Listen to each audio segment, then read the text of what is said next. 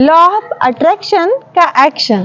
खरं आयुष्य कशाने बदलते? आजकाल सोशल मीडियावर भरपूर लोक असं सांगत आहे की लॉ ऑफ अट्रॅक्शन म्हणजे तुम्ही जी इच्छा व्यक्त केली ती गोष्ट तुम्हाला मिळते, परंतु हे अर्ध सत्य आहे.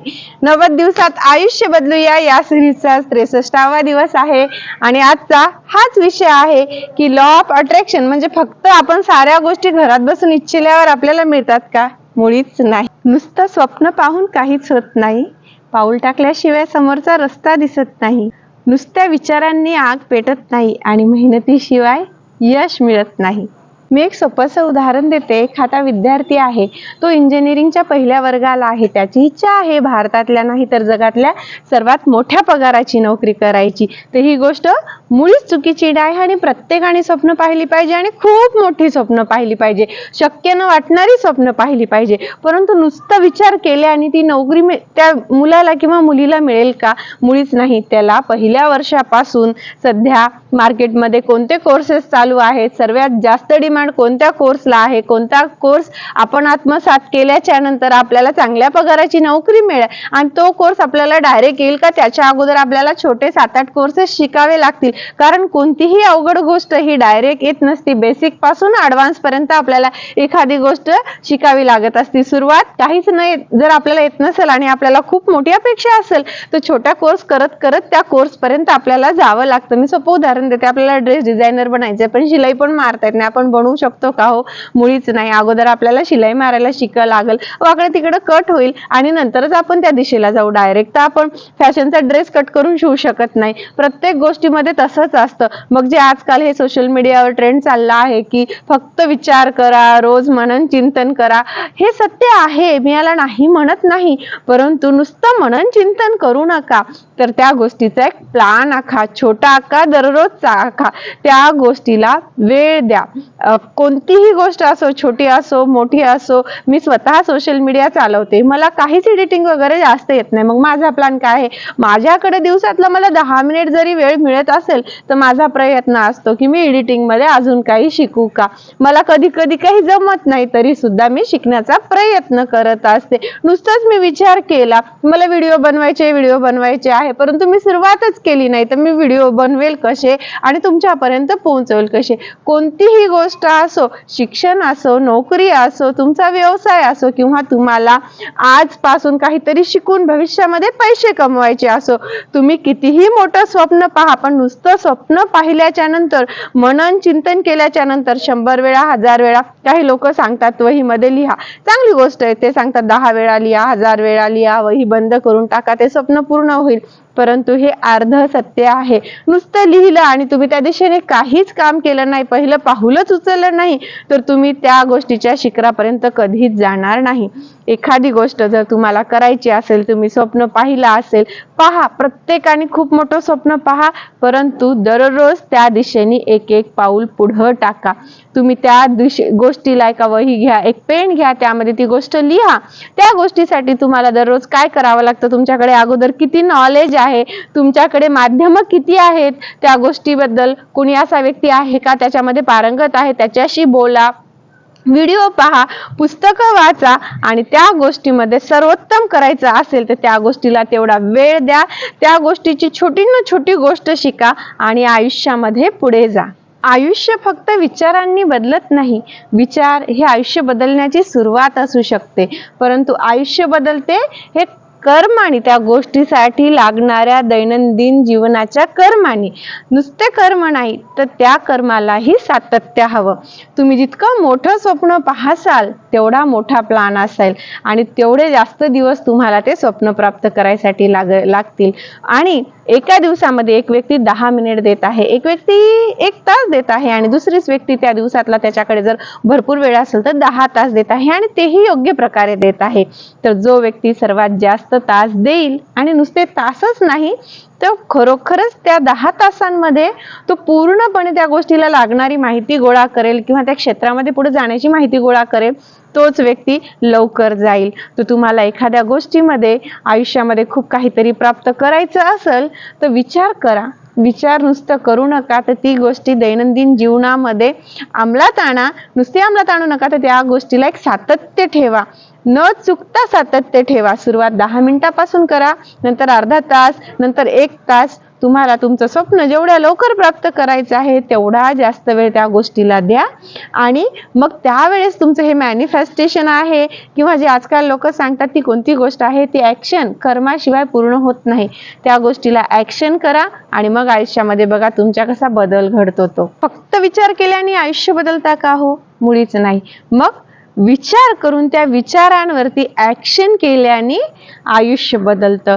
काही लोक दररोज म्हणतात मला हे करायचं आहे, मला ते करायचं आहे, त्यांच्याकडे प्लॅनही असतात, परंतु कधी सुरुवातच करत नाही. ते विचार करतात मी पूर्ण झाल्यावर करेल, मला अजून हे शिकायचं आहे, ते शिकायचं आहे, हे बाकी आहे, एखादा व्यवसाय सुरू करायचा असेल तर माझ्याकडे पैसा पुरेसा नाहीये. परंतु काही गोष्टीमध्ये तुमच्याकडे जे अवेलेबल आहे, तुम्ही जिथं आहात तिथून सुरुवात करा.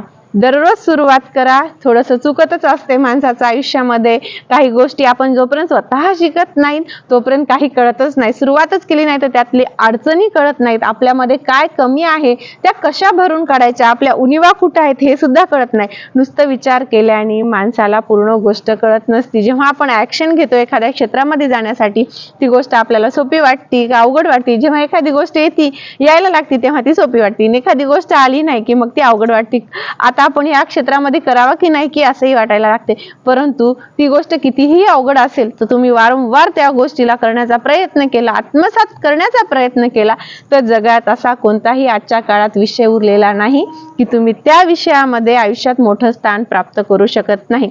पहिलेच्या काळामध्ये तरी एखादा शिक्षक शोधावा लागायचा आणि तो खरं बोलेल की नाही पैसे दिल्यावर, किंवा त्याच्याकडे किती नॉलेज आहे, त्याचं ज्ञान आहे, त्याच्यावरती सगळं आधारित होतं. पण आज या सोशल मीडियाच्या जगामध्ये तुमच्याकडे फोनचं माध्यम आहे. मी माझ्या प्रत्येक व्हिडिओमध्ये सांगते, याही व्हिडिओमध्ये सांगत आहे, तुम्हाला जे स्वप्न आहे त्या स्वप्नासाठी लागणाऱ्या सगळ्या गोष्टी तुमच्या हातातल्या फोनमध्ये आहेत. तुम्ही माझा व्हिडिओ पाहत असाल म्हणजे तुमच्याकडे इंटरनेट आहे, तुमच्याकडे मोबाईल आहे. मग अजून काय हवं? तुम्ही जिथंही बसलेले आहात, तुम्हाला दिवसातला केव्हाही वेळ उपलब्ध मिळत असेल, त्या वेळामध्ये तुमच्या स्वप्नाबद्दलच्या माहिती गोळा करा. नुसत्या गोळा करू नका, मॅनिफेस्टेशन करू नका. चांगली गोष्ट आहे, आधी विचार बदला, सकारात्मक विचार बनवा, मॅनिफेस्टेशन करा आणि त्याच्यावरती ॲक्शन घ्या. तेव्हा ते तुमचं विचार करणं, ते स्वप्न बघणं, मॅनिफेस्टेशन करणं हे पूर्णपणे पूर्ण होईल. नुसतं विचार केल्याने कधीच नाही होणार, नुसतं लिहून ठेवल्याने बी कधीच नाही होणार. ही तर फक्त सुरुवात आहे. त्याचा शेवट कधी असतो? त्या गोष्टीला दररोजच्या जीवनामध्ये सामील केल्यावर आणि ते सातत्य कधी न थांबवल्यावर तुमचं आयुष्य बदलत असते.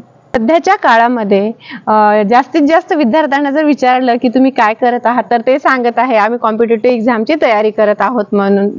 परंतु खरंच जेवढे लाखो करोडो विद्यार्थी फॉर्म भरतात त्या सर्वांची त्या लेवलची तयारी आहे का हो? नाही. ते आई वडिलांना तर त्यांच्या धोका देतच आहेत, परंतु स्वतःलाही ते त्यांच्या धोका देत आहे.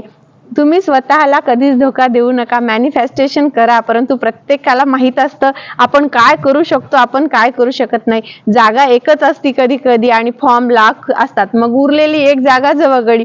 तर बाकीच्या विद्यार्थ्यांनी काय करावं? मग प्लॅन बी हा आयुष्यामध्ये ठेवा. नुसतं मॅनिफेस्टेशन नाही, उघड्या डोळ्यांनी जगामध्ये काय चालू आहे हे बघा. सरकारी नोकरी प्रत्येकाला लागू शकत नाही.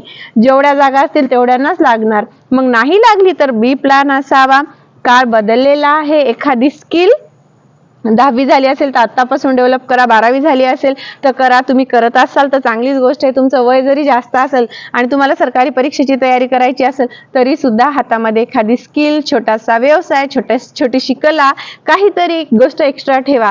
पहिलेचा काळ हा गेलेला आहे. एका गोष्टीवरच आपण विचार करून आपला आयुष्याचा तारुण्य, यंगनेस वाया घालवू नका. खूप विद्यार्थी, मुलं मुली 30-35 वर्ष फक्त सरकारी परीक्षेची तयारी करत आहेत आणि नंतर मग त्यांच्याकडे ना कोणती स्किल आहे, ना कोणती कला आहे, ना ते काळानुरूप अपडेट आहेत. ते हुशार आहेत, फक्त अभ्यास करून परीक्षा देण्यामध्ये हुशार आहेत. काही गोष्टी या फक्त अभ्यास करून परीक्षा देण्यात फक्त विद्यार्थीमध्ये टॉपर असतं, नोकरीमध्ये टॉपर असतं. पण आयुष्यामध्ये टॉपर बनायचं असेल तर जग कुठं चाललेलं आहे, काळानुरूप आपल्याकडे 2-3 गोष्टी अडॅप्ट करायला पाहिजे.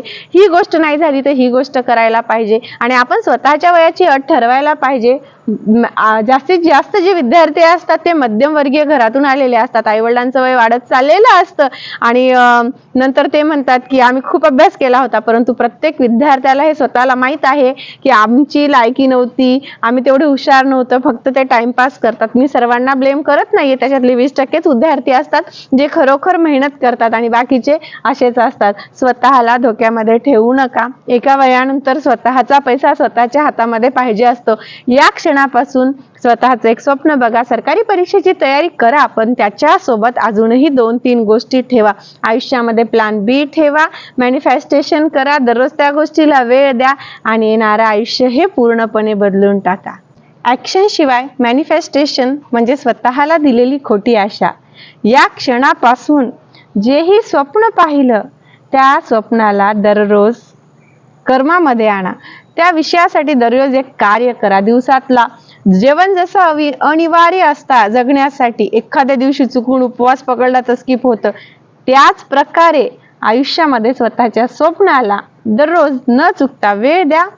येणाऱ्या काळामध्ये नक्कीच तुमचं आयुष्य बदललेलं असेल. 90 दिवसात आयुष्य बदलूया या सिरीजचा 63वा दिवस होता. माझ्या चॅनलचा हाच उद्देश आहे. मी माझ्या आयुष्यामध्ये कोणत्या छोट्या गोष्टी बदलत आहे ज्यामुळे माझं आयुष्य पूर्णपणे बदलत चाललेलं आहे, त्या मी माझ्या व्हिडिओच्या माध्यमातून सांगण्याचा प्रयत्न करत आहे. तुम्हाला जर माझा व्हिडिओ विचार आवडत असेल तर चॅनलला लाईक, शेअर, कमेंट करायला विसरू नका. तुमच्याकडे एखादा असा कोणता विषय असेल, तुम्हाला असं वाटत असेल त्या विषयांवरती मी माझे विचार मांडावेत किंवा तुमचा प्रश्न असेल तर नक्कीच कमेंट बॉक्समध्ये लिहा. मी माझ्या परीनं माझ्याकडून जेवढं चांगलं उत्तर देता येईल तेवढं देण्याचा प्रयत्न करेल. माझ्या चॅनलला लाईक, शेअर, सबस्क्राईब करायला विसरू नका. माझ्या चॅनलचं नाव आहे रेश्मा वसमतकर. धन्यवाद.